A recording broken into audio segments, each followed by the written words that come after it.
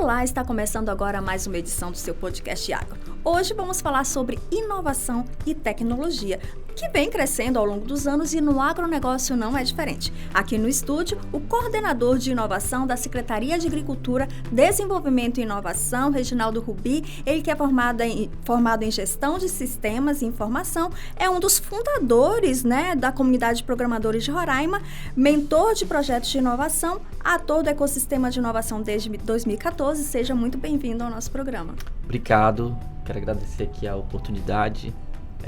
Para nós, falar de inovação é algo... É viver o dia a dia e é fazer o que gosta. Inovação é um negócio que eu me apaixonei desde 2014 e depois de tecnologia é algo sensacional. Certo, e vamos então explicar a diferença de inovação e tecnologia. Existe diferença? É a mesma coisa? Tem pessoas que confundem, me explica como é essa questão.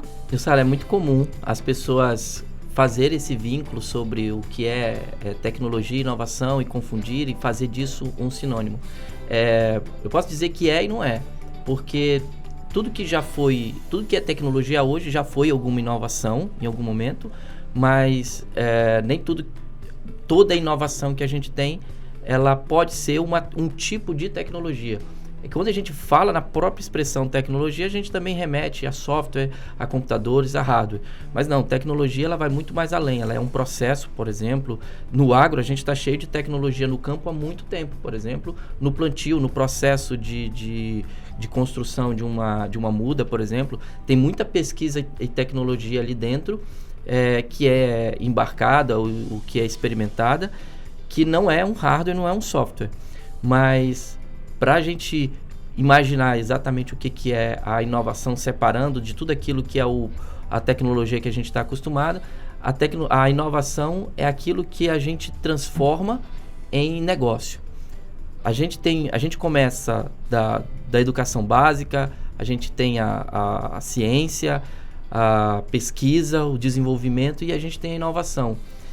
A gente precisa, para começar os processos de construção de tecnologia, a gente precisa da ciência básica, a gente precisa de pesquisa básica.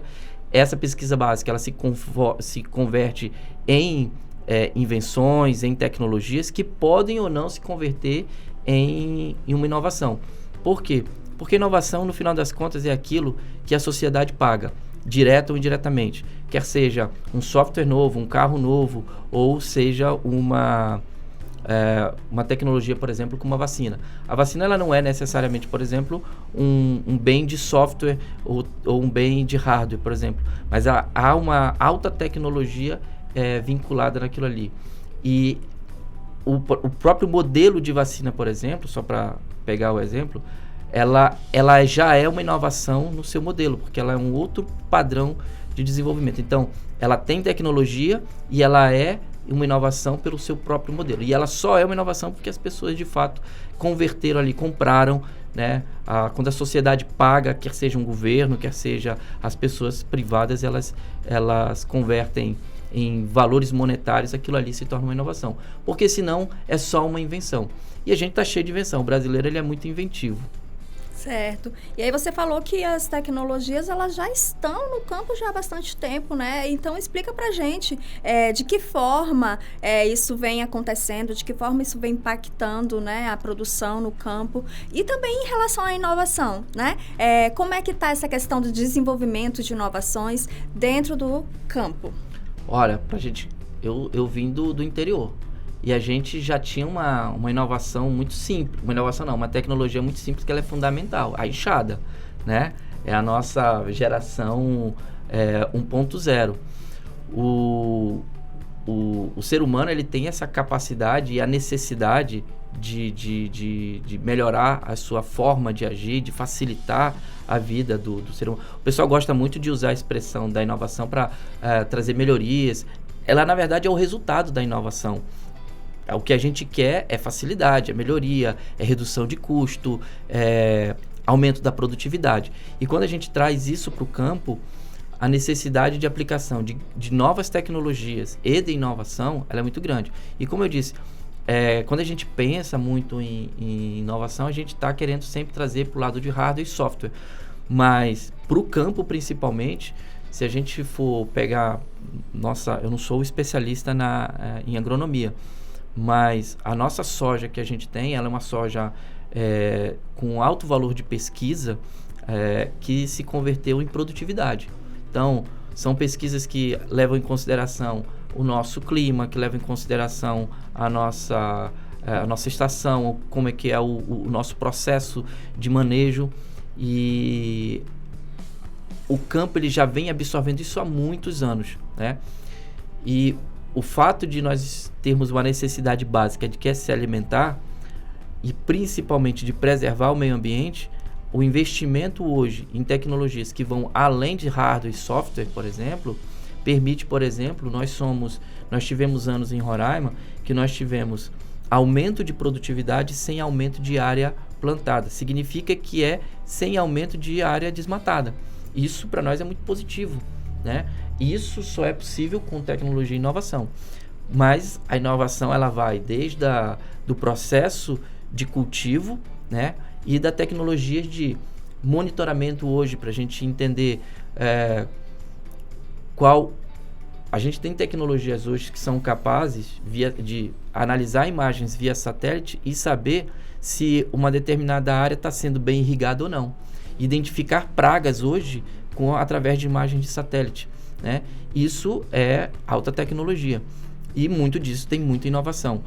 Sempre quando eu fizer essa comparação, essa diferenciação de tecnologia e inovação, é porque tem coisas que já são tecnologias vencidas, que o mercado já está absorvendo, né? Já saiu do hype de inovação, né? Ele já está já atingiu várias camadas. É muito comum, assim como o iPhone, quando chegou a primeira vez, não veio para todo mundo. Hoje ele já está mais homogeneizado na sociedade. Certo. E em relação a o uso dessa tecnologia dentro do campo, por exemplo, o uso de drones, recursos com robótica, né? Hoje em dia, os próprios equipamentos, eles estão mais tecnológicos, né? Quais são as principais tecnologias necessárias hoje para o desenvolvimento do agronegócio? Olha, a gente precisa primeiro pensar o seguinte: agronegócio, ela não... Isso é uma outra definição que faz pouco tempo que eu tenho vivenciado. A própria expressão agronegócio, ela não remete somente ao processo do produtor agrícola, por exemplo. O agronegócio, ele vai da produção até a exportação. Quando a gente enxergar, a gente passa pela indústria, agroindústria, por quem produz insumos. Por que isso é importante? E principalmente para o mercado. Porque hoje, o que a gente precisa entender? A gente precisa ter alta produtividade, a gente precisa ter qualidade na produção e a gente precisa ter algo que a gente chama de rastreabilidade. Para quê? A rastreabilidade, ela nos permite que o consumidor, porque o consumidor hoje ele é muito mais exigente, que o consumidor, ele quer saber, por exemplo, em que condições aquele animal ou aquela planta ela foi desenvolvida, qual é o grau de uso, por exemplo, de defensivos agrícolas, ou se ela era ou não uma produção mais ou menos sustentável, se a quantidade de água utilizada foi levada em consideração o desperdício. Se eu tenho essa necessidade, eu preciso ter tecnologia para aplicar esses fatores. Então, quando eu olho para a produtividade, então eu vou ter tecnologias que vão garantir, por exemplo, o drone, por exemplo. O drone é um equipamento que a gente vê muito hoje em eventos, mas ele nada mais é do que uma tecnologia que permitiu embarcar outras tecnologias. Então hoje nós temos drones para o agro que fazem pulverização, drones que fazem plantio, drones que fazem monitoramento de pragas, né? E isso é uma dessas coisas importantes. Uma tecnologia hoje, cada vez mais, a inovação, ela preconiza isso. Ela é aberta, ela precisa ser aberta e ela precisa ter um número gigante de outras tecnologias. Comentava aqui nos bastidores sobre o Uber. O Uber, ele como inovação, ele foi uma inovação no seu modelo de negócio, que embarcou já diversas tecnologias que estavam existentes. Talvez se aqui 20 anos atrás o Uber quisesse existir, talvez não existisse. Por quê? Porque a gente não tinha a quantidade de smartphone na mão das pessoas. Então, às vezes, ela depende de certos fatores. E ela depende de um uso de tecnologias para poder baratear o custo. Hoje, o que está acontecendo é, você tem pequenos e médios produtores tendo na mão tecnologias, por exemplo, de rastreabilidade, permitindo que quando ele vender aquela produção dele, quem compre sabe qual foi o nome da propriedade, quem era o proprietário, em que condições, se recebeu algum tipo de defensivo ou não, se aquele animal, qual foi o tipo de alimentação que ele recebeu, se está vacinado, se não está, qual o nome da propriedade. Esse tipo de tecnologia permite a agregação de valor. A tecnologia a inovação nunca é para o fim nela mesma. Ela geralmente, ou ela precisa atender ou agregar valor para quem utiliza. Então, hoje, levando em consideração esses fatores que eu coloquei, a tecnologia hoje, ela vem, e o agro talvez seja um dos setores que mais utiliza. A gente, às vezes, está mais à frente do que outros setores, como, por exemplo, a indústria. Então, você tem alta tecnologia na produção e, às vezes, quando vai escoar, não tem tanta alta produção para a indústria que vai absorver aquela matéria-prima, por exemplo. Mas eu acredito que isso é um processo, principalmente no Brasil, que a gente está construindo o amadurecimento das nossas cadeias produtivas. O agronegócio ele é muito amplo, né? Que ele vai desde a cadeia produtiva até a entrega, a comercialização do produto. E também tem aí várias possibilidades de empregabilidade, né? Hoje em dia há uma demanda de vários profissionais de várias áreas e tecnologia da informação. A gente percebe que há uma necessidade de profissionais nessa área, não só no agronegócio. E aí eu devolvo para você que é da área, o que está faltando? Mais universidades, mais cursos profissionalizantes, mais pessoas interessadas nessa área. Como você falou, o Brasil ainda está caminhando nesse processo de inovação e tecnologia, né? Outros países estão mais à frente. Então, o que você atribui essa questão de demanda, né, pelo profissional? Olha, lógico que a gente ainda precisa avançar em alguns aspectos da formação, de melhorar. As nossas universidades ainda precisam. As universidades públicas, elas são tão importantes quanto as privadas nesse processo. A formação do capital intelectual ela é muito importante. Mas eu acho que o nosso maior problema hoje não é... A gente fala muito é sempre o indicador da geração de empregos. E se você for olhar, a gente tem uma oferta de empregos muito grande. A necessidade hoje do empresário é muito grande da mão de obra. Qual é o problema? É a qualificação. O problema da qualificação, para mim, ela não está necessariamente ligada à falta. Porque hoje nós temos a internet, ela ajudou a expandir, a disseminar a transformação de educação das próprias universidades, né? Públicas ou privadas. Eu acho que o que a gente precisa é começar a construir uma cultura de desenvolvimento. E essa cultura de desenvolvimento, ela perpassa a gente precisa da formação de novos pesquisadores em todas as áreas. Não adianta. O pesquisador hoje, o profissional hoje, ele precisa ser muito mais polivalente. Antigamente ele era um profissional muito específico, hoje não. Quanto mais generalista, em alguns casos, é mais importante do que um profissional que só faz, por exemplo, na área de tecnologia hoje, a gente tem uma expressão que é o desenvolvedor back-end e o front-end. O back-end é aquele que desenvolve o software que está por trás. O front-end é isso que a gente está vendo aqui, aquela carinha, o botãozinho. E hoje tem uma demanda de um profissional que a gente chama do profissional full stack, que ele tem esses dois conhecimentos. Por quê? Porque o mercado está pedindo isso, um profissional que possa entregar um pouco mais. O que está acontecendo hoje a gente não pode isolar quem desenvolve tecnologia de quem precisa de tecnologia. Então, é muito necessário que a gente comece a aproximar cursos de administração da necessidade do homem do campo. Cursos de contabilidade. E não é por nada não. Por quê? Você imaginar a demanda de produtores que estão crescendo e que precisam se profissionalizar. Quem que profissionaliza uma empresa se não o administrador? né?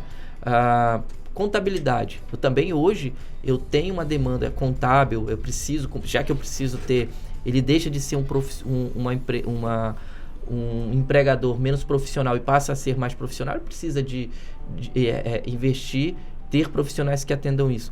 Na tecnologia e na inovação é a mesma coisa.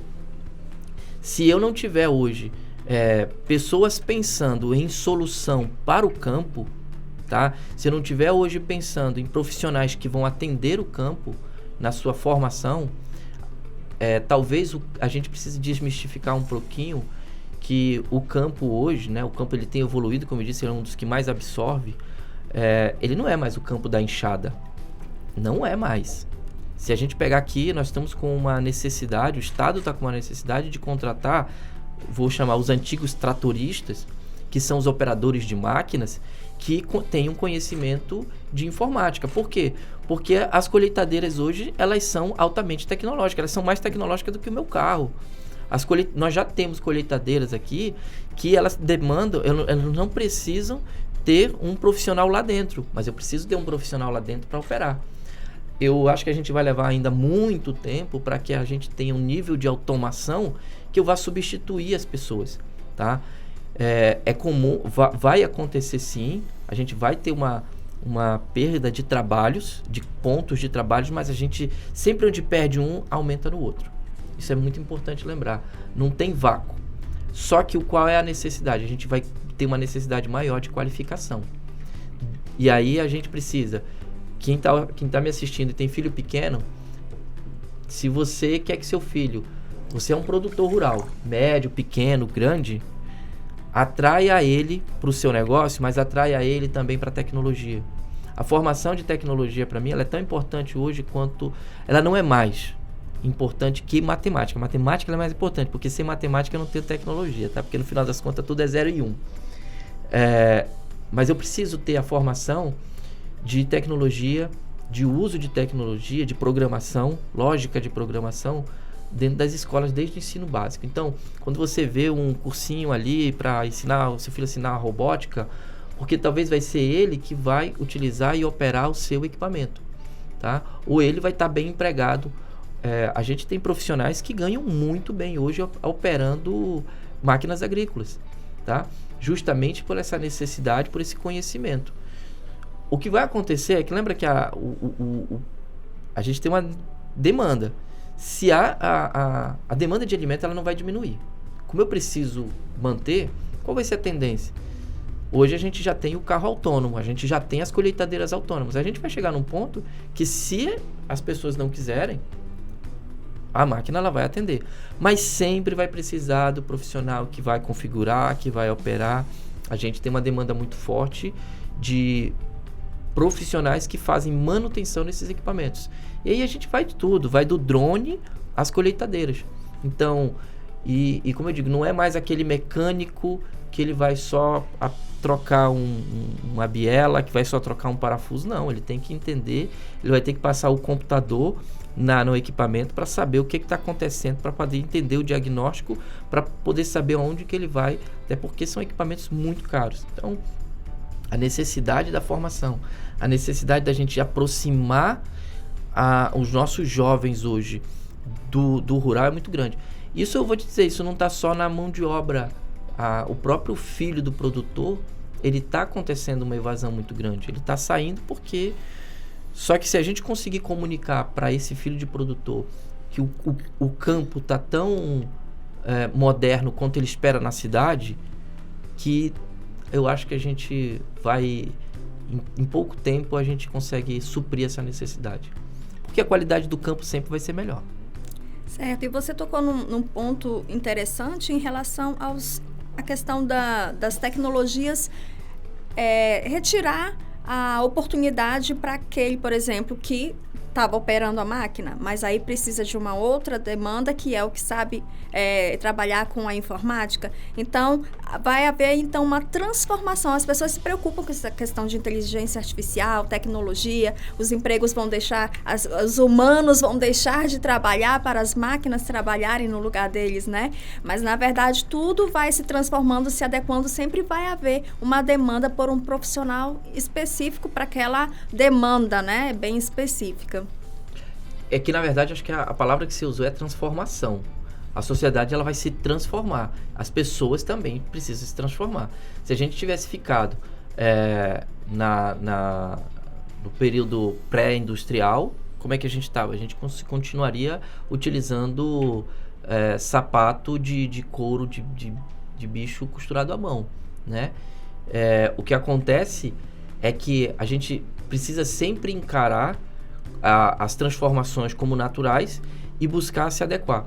É muito mais fácil, eu sempre digo isso, conhecimento de tecnologia, ela dentro de uma certa camada, ela é muito fácil de ser absorvido.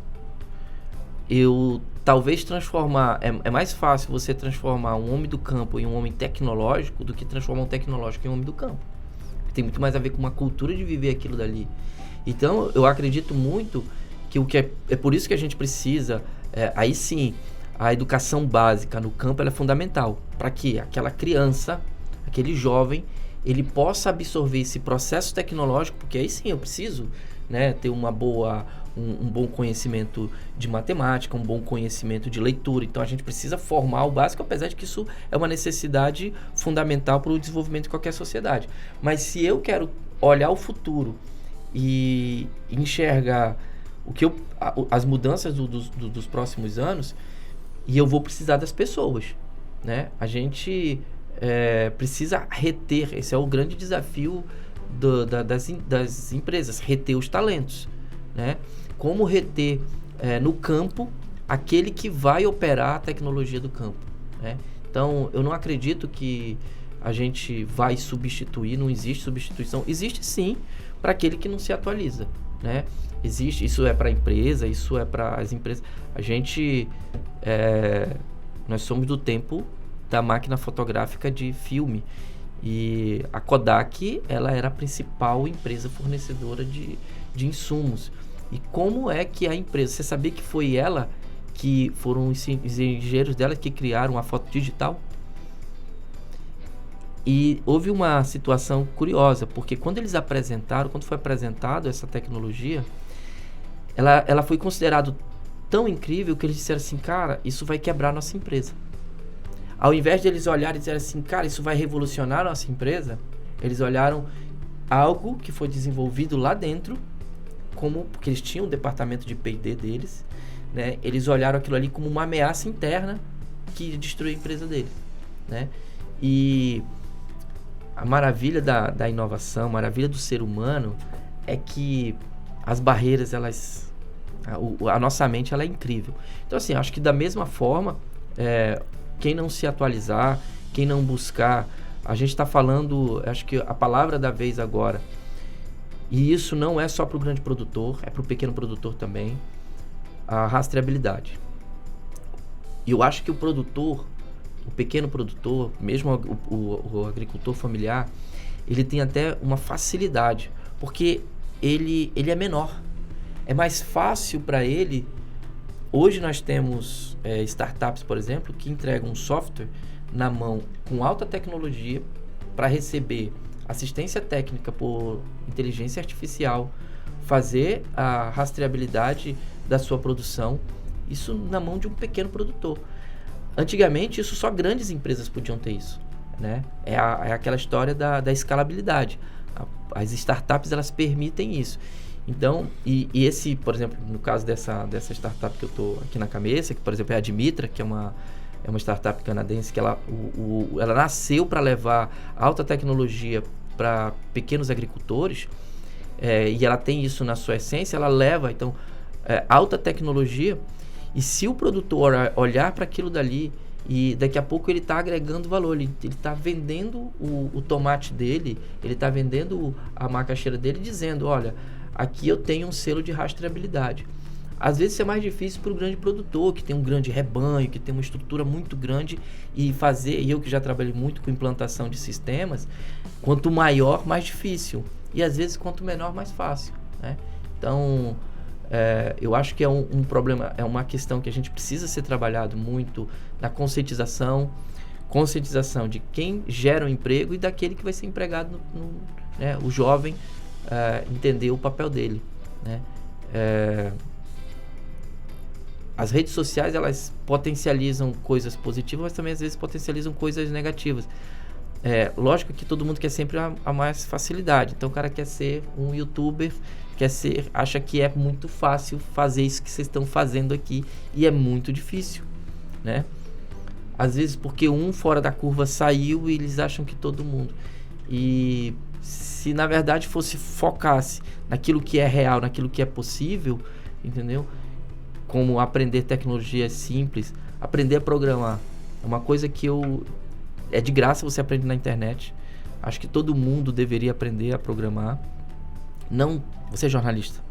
Sim. Os jornalistas são dos profissionais, aqueles que estão se modernizando, eles estão aprendendo a fazer uma coisa muito importante, que é análise de dados. Usar a programação para capturar informação, para distinguir o que é fake news, que não é, utilizar a inteligência artificial para ajudar na sua pauta, construir. O ChatGPT, você já usou o ChatGPT? Sim. É sensacional, maravilhoso. Entendeu? Então, se a gente sabe utilizar, e a tecnologia ela está cada vez mais descomplicada, ela está mais acessível. Há 20 anos atrás, 10 anos atrás, 5 anos atrás, era impensável você ter uma tecnologia como o ChatGPT na mão de uma pessoa tão simples quanto eu e você. Era algo que só estava na mão de grandes empresas. E é o que eu digo. Hoje, o pequeno produtor ele pode ter acesso a tudo isso. Tá? E eu vou dizer, ele não precisa ficar esperando governo nem nada disso, não. O acesso está lá, ele tem condição de buscar pequenas ferramentas. Desde hoje, já a própria Dimitra, por exemplo, você tem informações de satélite que fornece para ele para dizer como é que está, se vai chover, se não vai chover. Então, essa é uma vantagem. Mas eu preciso operar isso. Eu preciso aprender a utilizar um aplicativo, eu preciso aprender a utilizar o celular, eu preciso aprender a fazer o básico. Se eu não tiver... Essa geração, ela já está nascendo dentro desse mundo tecnológico. Talvez para o pai produtor seja mais difícil utilizar isso. E é por isso que eu acho que a gente tem que ter essa relação entre a nova geração e a geração antiga. A antiga, ela vem com todo o conhecimento, com toda aquela carga de experiência. E o novo vem com o gás e com a tecnologia para dizer assim, vamos experimentar, vamos testar. Em relação ao ecossistema de inovação, você atua aí nessa área desde 2014. Explica pra gente primeiro o que é e de que forma isso influencia no setor produtivo. Tá, o ecossistema de inovação, ele é um conceito... Primeiro, o uso da palavra ecossistema, que é o que vem da biologia, essa interação entre espécies dentro de uma área, de uma região, a gente traz isso para a inovação. Ela convive harmoniosamente para o desenvolvimento, para se sustentar. Então, é a mesma coisa. E dentro da inovação, o que é o ecossistema de inovação? Ele é setor produtivo, ele é quem produz, é quem planta, quem industrializa, a academia, com pesquisa, com extensão, com transferência tecnológica, e o setor governamental. A gente chama isso, dependendo da literatura, a gente tem a quádruplice hélice e a gente tem a tríplice hélice. Eu gosto mais de simplificar na tríplice hélice, que são as 3 hélices, para fazer girar esse ecossistema, que é o setor empresarial, a academia e o governo. Cada um exercendo o seu papel no desenvolvimento, na mobilização para que a inovação aconteça. Lembra que eu disse que a inovação, o objetivo é gerar negócio, mas só que eu preciso da inovação, eu preciso da ciência, eu preciso da pesquisa, eu preciso do desenvolvimento. A pesquisa básica, ela acontece muitas das vezes governo pagando, né? Os governos é que fazem o incentivo através das universidades, desenvolvendo isso. Depois avança para algum tipo de pesquisa aplicada ou um processo de extensão daquilo que foi pesquisado no laboratório. E no caminho correto deveria ser o setor produtivo absorver aquela solução para ele, que foi o que aconteceu com a soja, por exemplo, né? A soja, ela foi num processo de pesquisa básica, de melhoramento, e em algum momento algum produtor experimentou aquilo ali, e aí acaba trazendo. Então, essa mudança de sair da academia, sair do centro de pesquisa para o campo, a gente chama de transferência tecnológica. Daqui a pouco, isso é tão comum que daqui a pouco o próprio produtor, ele já não tem mais ele já não conversa mais com a academia necessariamente.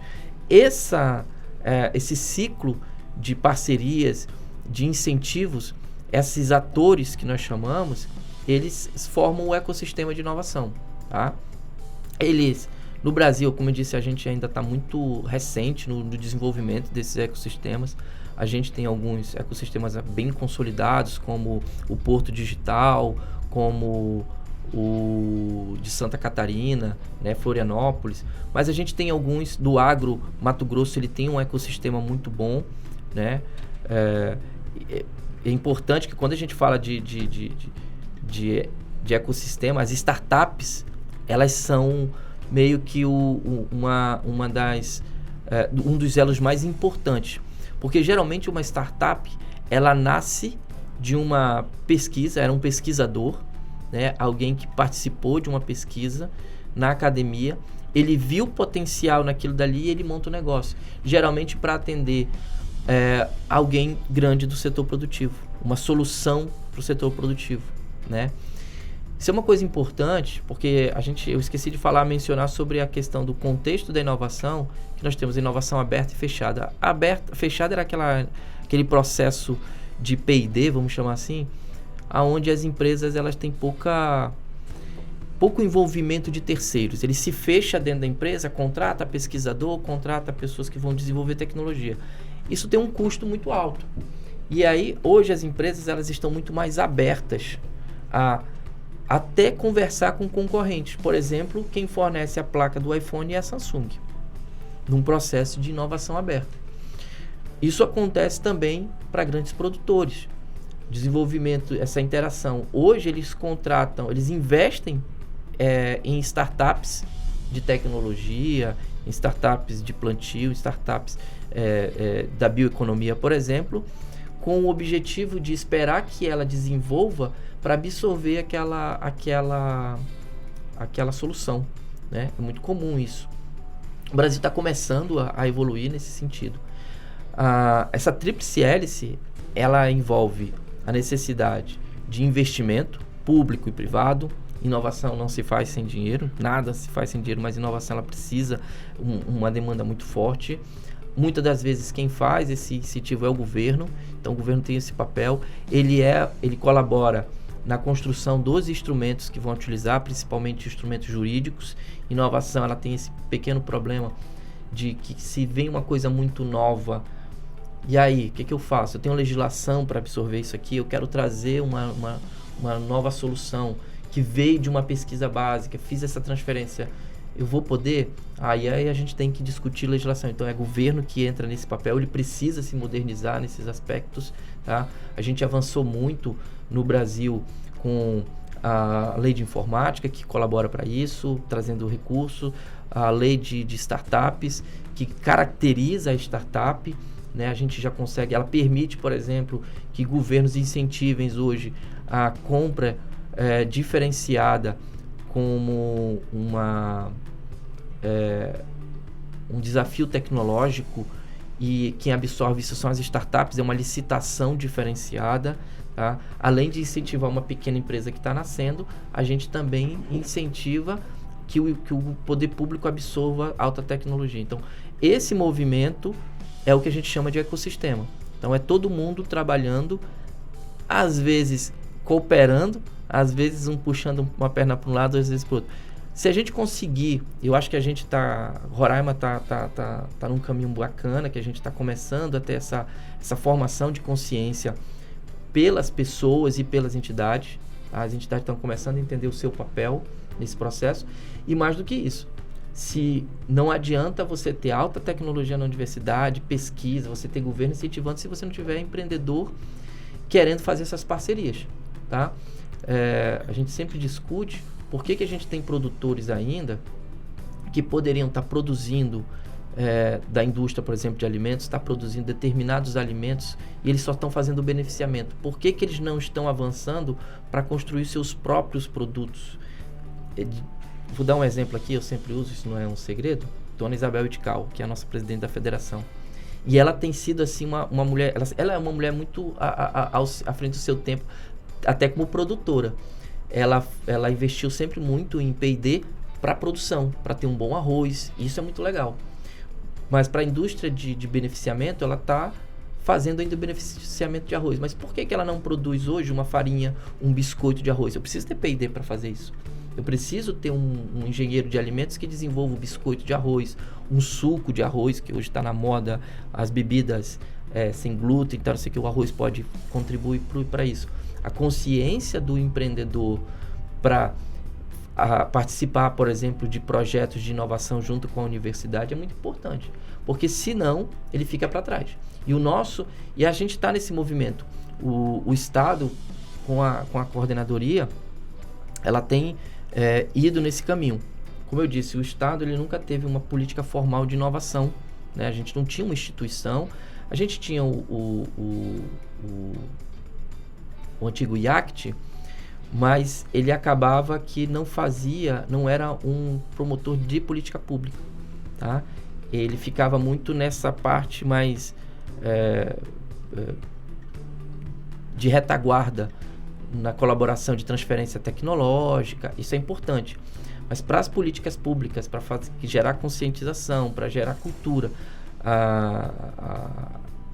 a secretaria ela está muito mais hoje focada para isso, até porque uma secretaria ela tem muito mais peso para determinar essas políticas do que uma instituição como era, porque o IACT ele estava muito mais por uma instituição de ciência e tecnologia, tá, para a execução do que para a formulação de pesquisa.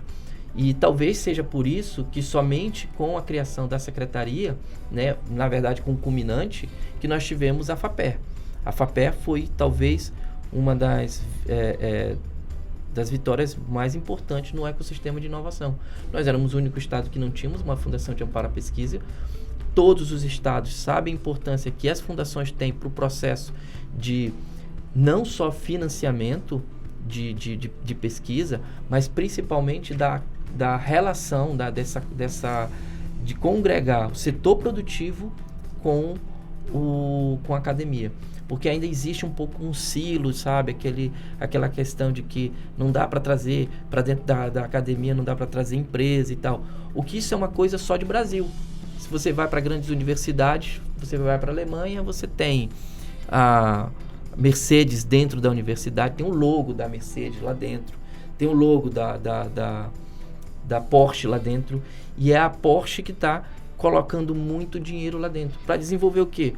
Os carros do futuro para ela, desenvolver os profissionais. É muito raro você ter um engenheiro que não nasce ali e já não sai empregado antes do final do curso dele. Ele já sai garantido o mestrado dele, o doutorado dele, a carreira dele toda dentro da indústria.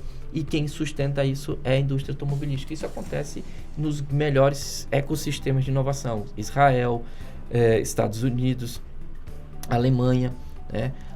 A gente precisa começar a ter uma maturidade melhor. Como eu falei, a gente tem alguns ecossistemas aqui no Brasil que funcionam, estão mais redondinho nesse aspecto, tá? Principalmente na questão de legislação, a gente ainda não tem. Esse é um trabalho que a gente está fazendo. Não adianta só a secretaria propor, porque como a gente está falando de ecossistema, eu estou falando de legislação que interfere em outras entidades públicas e privadas. Então, a gente tem que conversar com elas. Então, construir uma legislação dessa, ela é muito complexa. Então, a gente precisa... Tem alguns modelos que a gente tem que olhar e ver qual é o que mais se adapta de outros estados para cá. Mas a gente precisa ter uma legislação estadual sobre o nosso marco legal de inovação aqui dentro.